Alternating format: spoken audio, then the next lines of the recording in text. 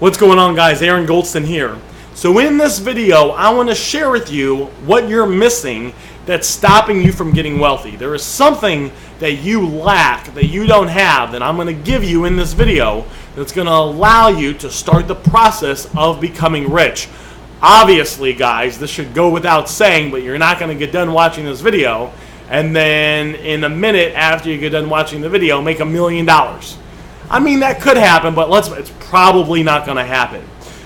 However, I do want to cover something that you're lacking. There is something that you don't have that's stopping you from getting rich. It's stopping you from getting wealthy. If you had this one thing, you would be wealthy and be making the money you deserve and be living the life you were destined to live. So what is this one thing? So there is this, I believe I read this in the book Failing Forward, but don't quote me because I read that book over 10 years ago. But there's this company. This company employs tens of thousands of reps, and they are a call center. They're a call center, big call center, tens of thousands of reps. And what the company decided to do was every single year they were going to give an award to the rep, to two reps actually. The first rep they were going to give the award to was the rep that got rejected the most, the rep that got told no the most. The second award was going to go to the rep that made the most money. So every single year, two reps are getting an award. The person that got told no the most was getting an award, and then the rep that made the most money was getting an award. They did this for 10 years in a row. 9 out of 10 years, it was the exact same rep. Why is this?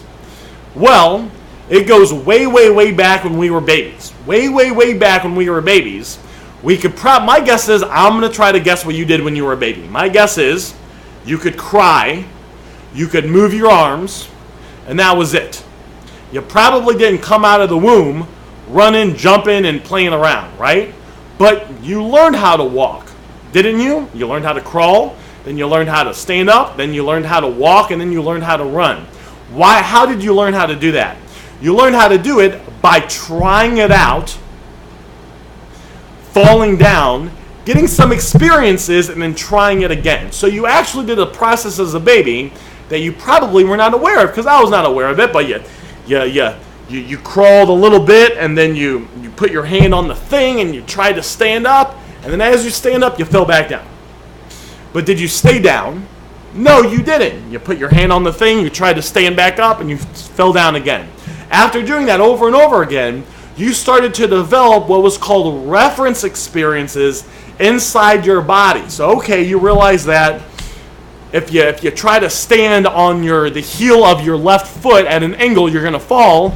But after some trial and error, you realize that, hey, if you kind of get both feet flat, you can stand. Now, sure, you might wobble for a little bit, but then you fall back down. But then you do it again, and you start to develop some muscle.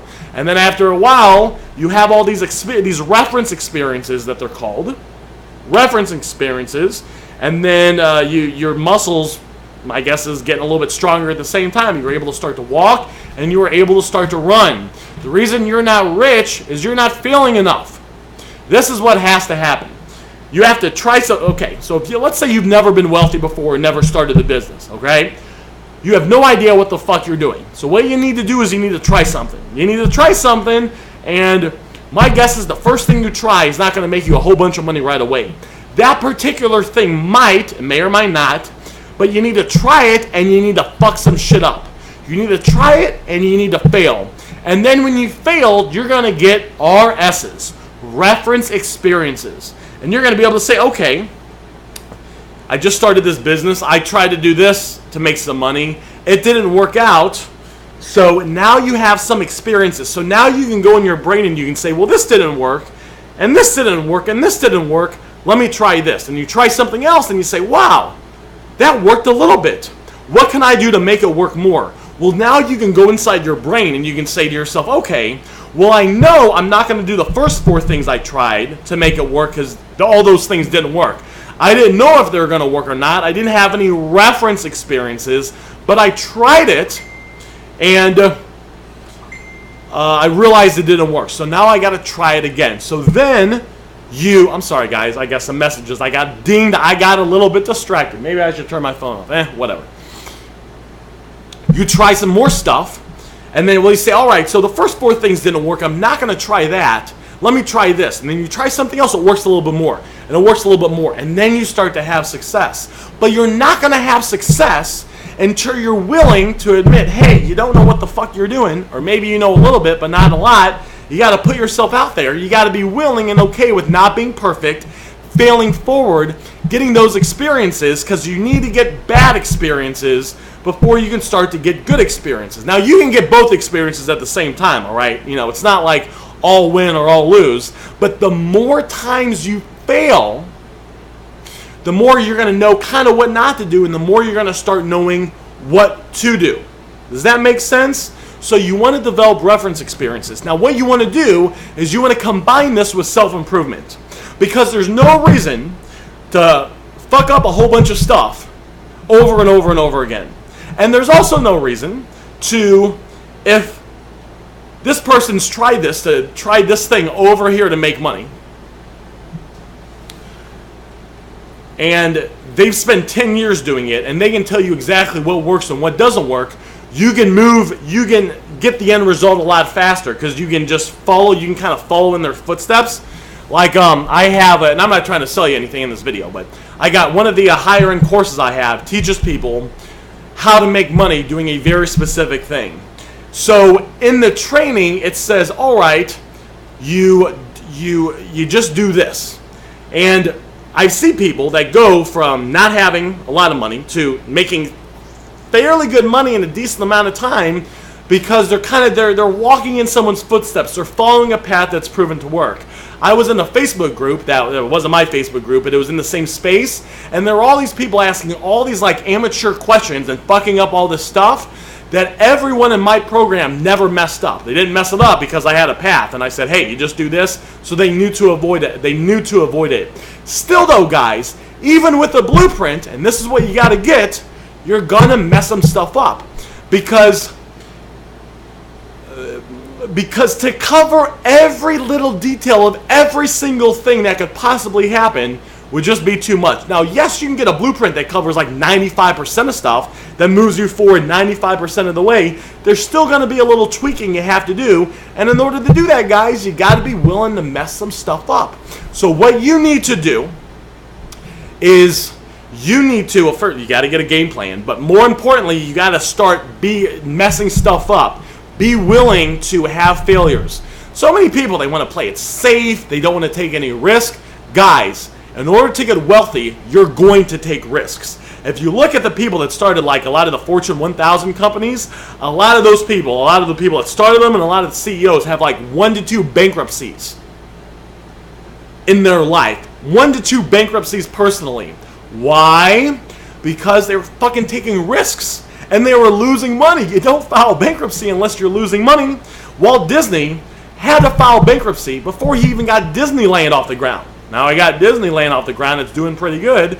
But you're going to have to put yourself out there and be willing to make some mistakes. Be willing to lose some money.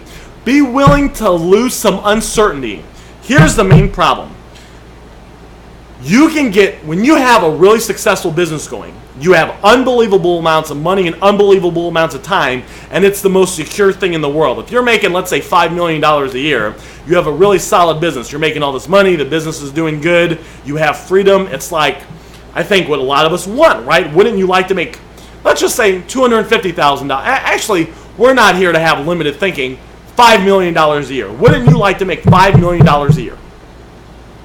Work 5 to 10 hours a week and just be able to do whatever you want to do when you want to do it?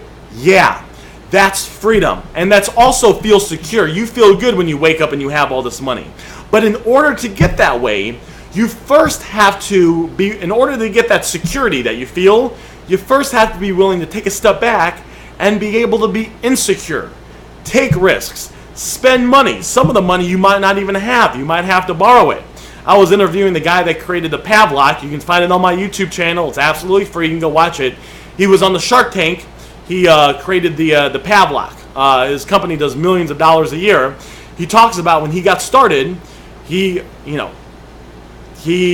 had some trial and error, and he got a bunch of money. He had to borrow a bunch of money to just try to put the idea out there. Not sure if it was going to work or not. Now, he's a great guy. I have a lot of respect for him. His business is doing great right now. But you have to be willing to take some step back, have some failures, fail forward, and then you can start to put the pieces together. I should just tell you straight up, if you're, and there's people out there, they're so afraid of making a mistake, it hinders them. They're so afraid of making money, they're never going to be rich. If that's you, you're never going to be wealthy. You're never going to get wealthy playing it safe. If you're trying to start a business, if you try to grow your business, if you try to do your own thing, you're going to spend time doing actions that will not produce a result. You are going to spend money that you are going to lose. That's the way the world works. But if you're willing to do that and push through that bullshit and get reference experiences and learn along the way, you will start to put the pieces together that will allow you to start to have a sustainable, growing, wealth-creating, money-generating machine that will make you unbelievably wealthy and will allow you to have money and freedom so you can live the life you deserve to live. The question is, are you willing to allow yourself to go through some bullshit, some struggle, some pain to ultimately come out on the other end? I can't answer that question for you. You have to answer that question. And it's an important question because you are going to live with the decision you make answering that question for the rest of your life.